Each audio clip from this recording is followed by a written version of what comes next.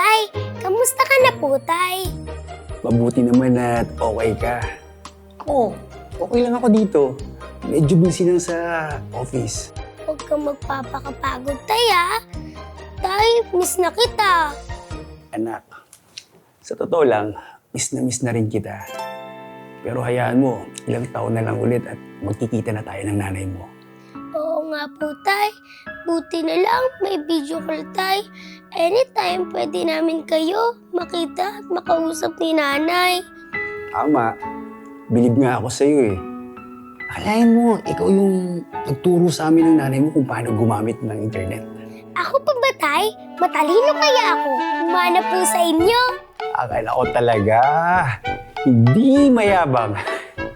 Anak, alam kong matalino ka, masipag at matyaga. Kaya napagdesisyon na namin ng nanay mo na bigyan ka namin ng regalo. Wow, talaga po, Tay? Bagong phone? Yay! Joke lang. Hindi. Anak, yung regalo namin, makakatulong yun sa pag-aaral mo. Makakatulong sa advancement mo. At anak, higit sa lahat, makakatulong sa future mo. Wow naman. I love you, Tay. The best ka talaga. I love you too. Para sa'yo yan, anak. Tatandaan mo, mahal na mahal ka namin.